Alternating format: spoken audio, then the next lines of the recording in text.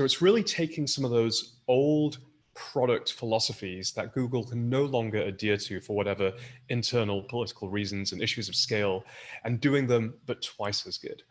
That compared to basically every other email startup which has really overloaded email and tried to push it into places where it doesn't belong.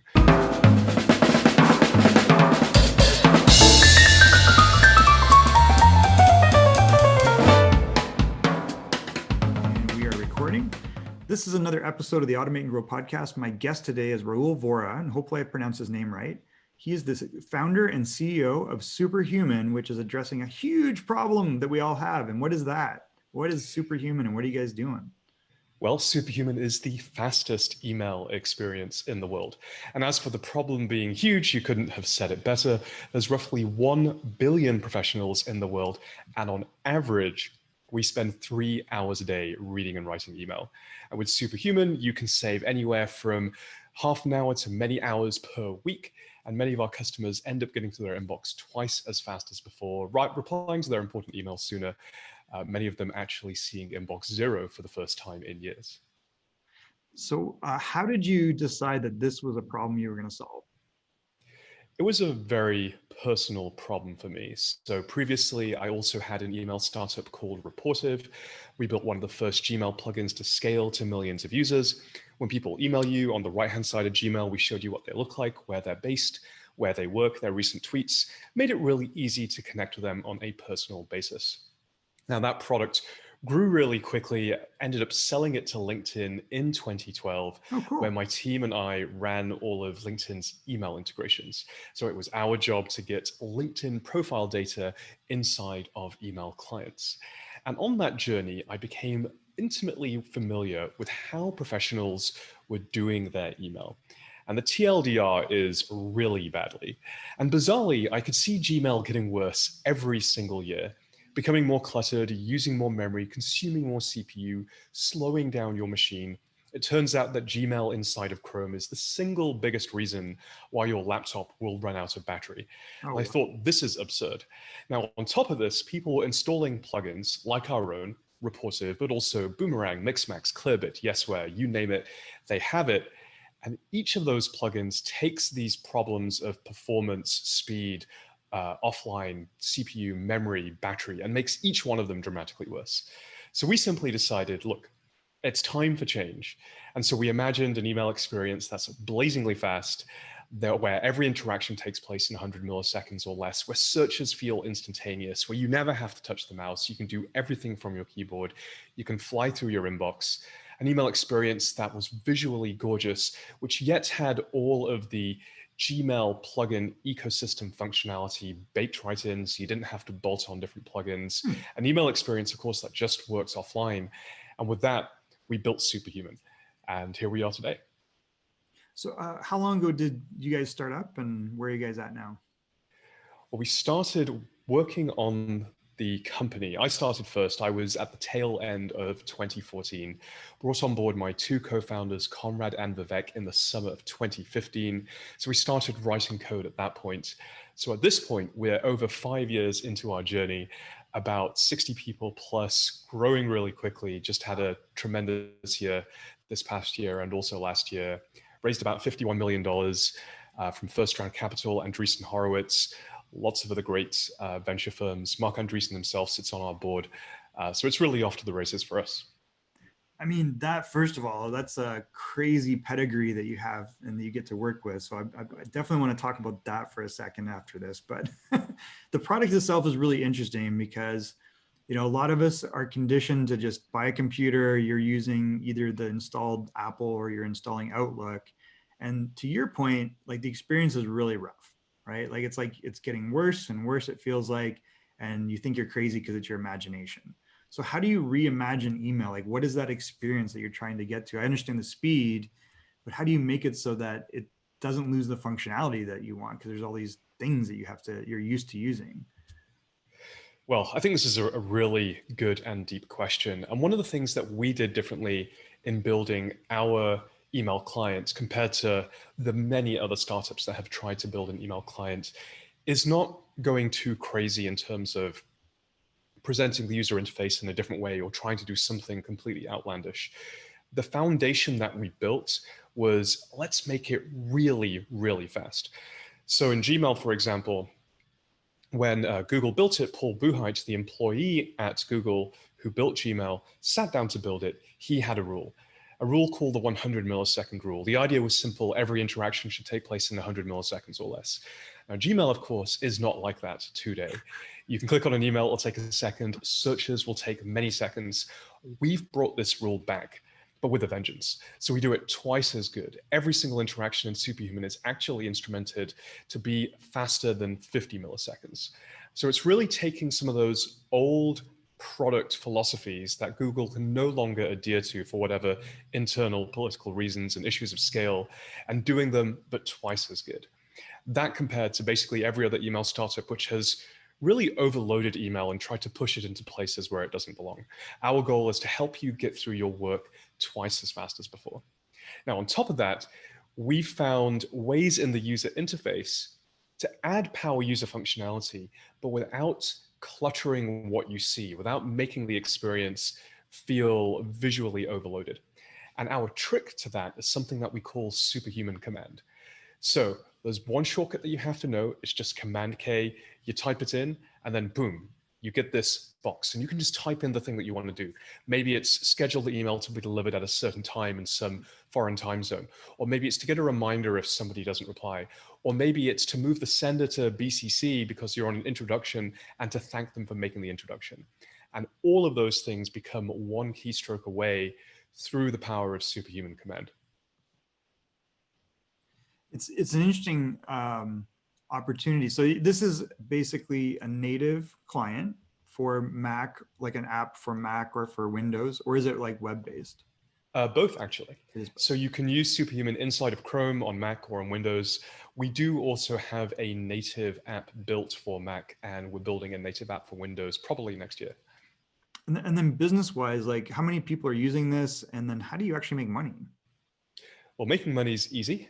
We are huge fans of simply charging for value delivered. I'm not a fan of internet companies where the user is unwittingly the product. And pro tip, if something is free, guess what? You're the product. Right. And you're the one being monetized.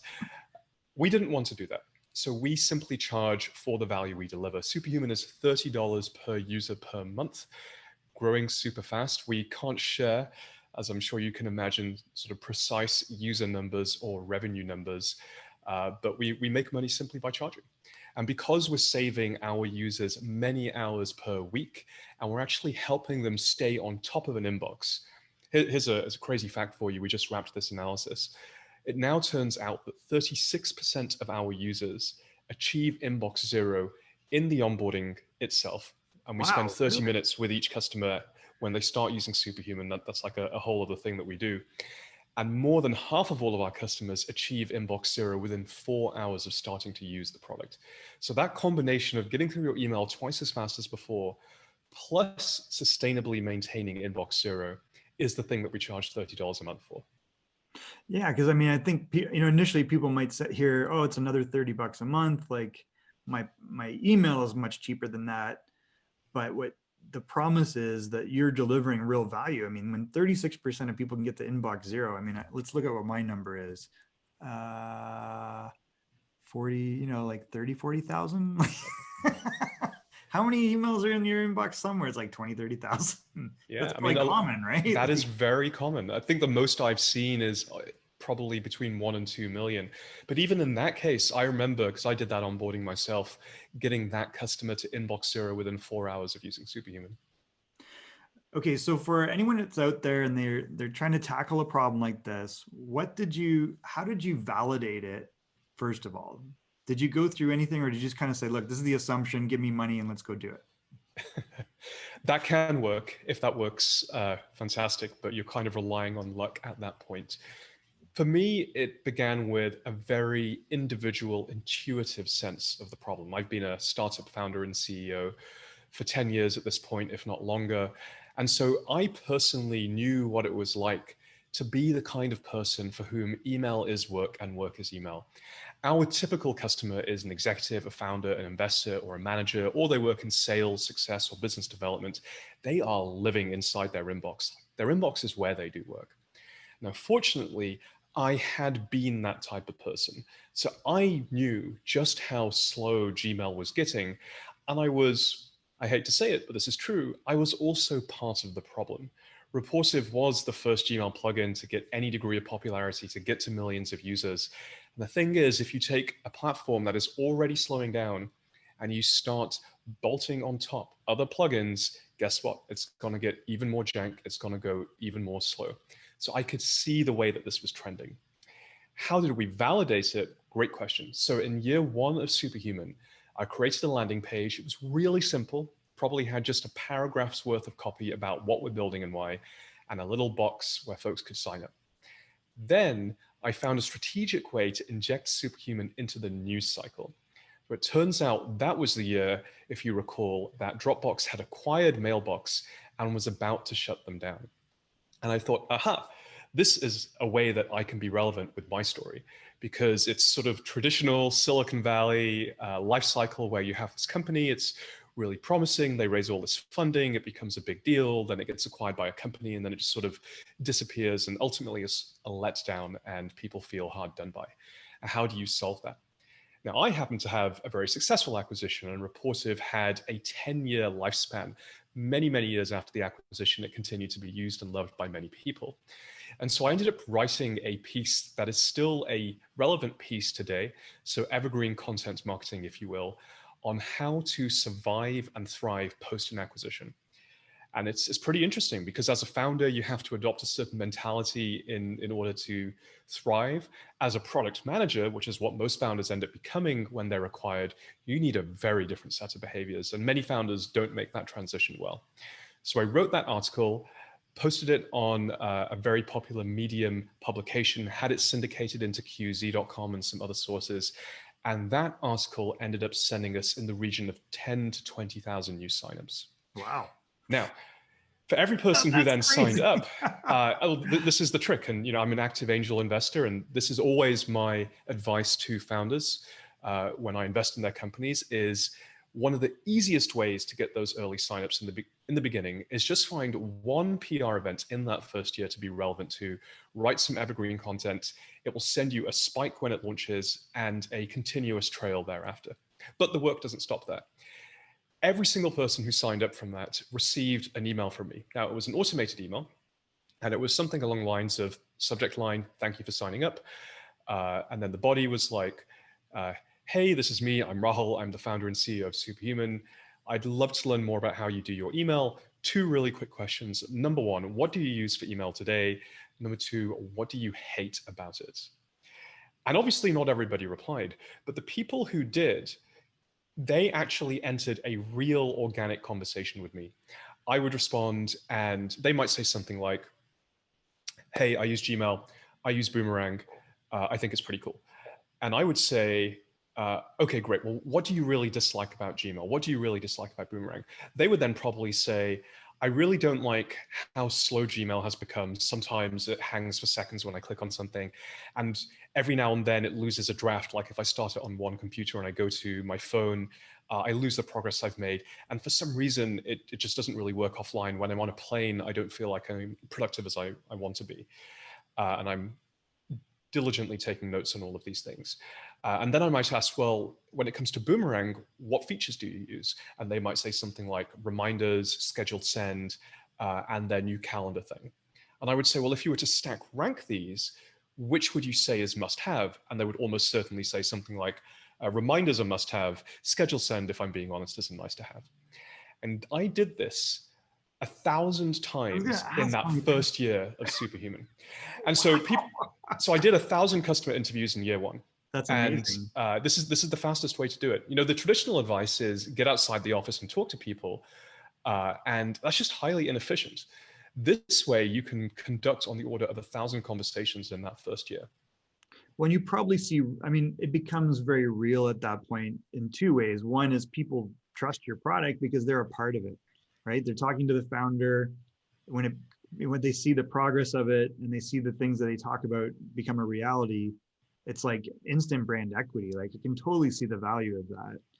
I don't know if I mentioned, but I started something called Founders Pack And the big problem I see is we don't really do enough to validate the idea and to talk to real customers. Everyone's trying to build these digital funnels. They're trying to do the scale of something that they haven't proven yet. And it's amazing to hear like someone that's raised $51 million from the OGs of VCs and the current market. I mean, who created the browser? Oh yeah, that guy. Yeah, Marc Andreessen. So Right? you're remembering correctly. He was the founder of Netscape. Yeah. And interestingly enough, actually made the first commercial email clients that there was. Right. And it's kind of cool to have a Mozilla luminary now, like right? that on your board. Yeah. Yeah.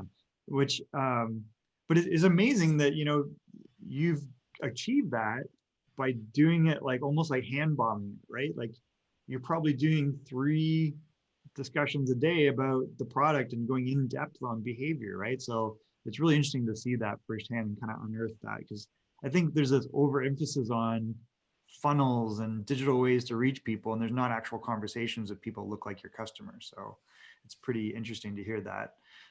And the final question I would say, because I want to be conscious of your time, is what is it like having Marc Andreessen on your board? It's honestly nothing short of amazing. I mean, he's an incredible human being, one of the most intelligent people you'll come across. You might think that I talk fast. He talks even faster, a million miles a minute. And he has this perspective of being on multiple boards. When sometimes things are going badly, for example, we've had a piece of controversial press because a journalist didn't quite get it or something like that. This is a difficult time for any founder. Sure. And it's inevitable in the journey of any company that is successful. Look at all the, it's funny for the listeners and watchers of this, we were lamenting over our Zoom difficulties earlier. Think of how much they're going through right now, all of the criticism about end-to-end encryption, security. Well, their reaction to it's the worst though. Because it's destroying the product. This is where a seasoned board member, someone like a Marc, can say, this is just how it goes. And actually, these are the moments where you as a leader get to, it's a test of your mettle. Like, how strong are you? And someone like Marc, when I've been in those situations, he's almost like that silent coach in the back, or the coach that no one hears in the background. And in some of my hardest moments during Superhuman, he would like text me every day and just say, hey, we've got your back. We really believe in you. Ignore the haters, keep on going. And it's amazing. And that kind of moral support can make a key difference in taking a very difficult decision. Would Marc Andreessen approve of what's happened to Zoom? Well, I wouldn't want to speak on his behalf, but the avatar Zoom, I think that Zoom is a fantastic company, and it is, yeah. It's interesting, for as good as they are at building incredible video conferencing software, I wish they were that good at building incredibly designed user experience. And I'm sure it's just a matter of time. They've made their mark on making the actual video call experience phenomenal. And I'm pretty sure they're hiring an amazing team around that to make the overall experience just as good. Yeah, I encourage them to look at their product 10 months ago versus now, because it was way easier to use and it worked consistently and there was no surprises. So I think it was more superhuman then. I encourage you guys to have lunch with the founders. I'm sure you're in the same sphere. Anyways, we used to love Zoom up until about 2 minutes ago. All right, we still love Zoom. I want to be conscious of your time. So first of all, I want to acknowledge you for the incredible, journey that you've gone on and the problem that you're tackling. So we all thank you for that. Thank you for Superhuman. How do people get in touch with you, or what's the best way to get a hold of Superhuman? Sure. Well, you can find me directly. My inbox is open, rahul@superhuman.com. If you are a native Twitter user, you can also direct message me. Excuse me. That's Rahul Vohra, Rahul Vohra. My DMs are open, so I'm pretty easy to get a hold of. That's amazing. You get to, your inbox may be full all of a sudden, maybe not from this, but if that's your, but you get the tool to deal with it, right? Absolutely. All right, I'm going to wrap up with a couple quick questions. The first is, Jim Rohn says you are the sum of the 5 people you spend the most time with. So who do you, Rahul, spend the most time with? Great question. So my girlfriend, of course, my close family, I'm lucky to have cousins that just live down the block here in San Francisco. Oh, cool. And obviously my executive team, the people with whom I run Superhuman. That's slightly more than 5 people, but these are the people that I spend the most time with. That's great, though. How are you changing the world? Well, this is the big one. Like I said, we help people get through their inbox twice as fast as before, save hours per week. And if you think about what these hours are, these are hours that our customers can use to be better at work and at play, to be more inspirational, more productive leaders, whilst also becoming better partners, better family members, better parents, whatever it is. I love it. That's a great answer and a great mission. Okay, the final thing is when we have interesting people on the Automate and Grow podcast, we like you to nominate other interesting people. We usually talk to experts, entrepreneurs, not limited to any sort of area, but usually the first person that pops to your mind is the best person. But who would you like to nominate as a future guest of Automate and Grow? I would like to nominate another founder called Rahul, not just because he shares my name, Okay. but also because I think you're going to love talking to this guy. He is the founder of a company called Cohere. Cohere have built this incredible software to do onboarding better. It allows your sales reps or your customer reps or your success reps to literally see what's happening on the customer's screen and to guide them through your product. It's really a phenomenal piece of software. And I know the audience will love it. And for a nice bit of human connection, Rahul actually used to be an intern at Superhuman. Oh, no way. Although, of course, we had a rule that he couldn't have my name. So we called him R.G.S. at the time. But yeah, I'd like to nominate Rahul. Oh, and one final thing I'll throw in there Sure. for folks who have been listening or watching and think that Superhuman might be a tool that is good for them. We do have a waitlist. We have 365,000 people on our waitlist waiting for access. We're diligently working through that. What I will say for members of the Automate and Grow community is if you head to superhuman.com, if you sign up, and if you say in the form, how did you hear about us? And if you enter the Automate and Grow podcast, then I'll make sure that you get bumped right to the top of that queue. Oh, wow. That's and amazing. We'll get to onboarding you straight away.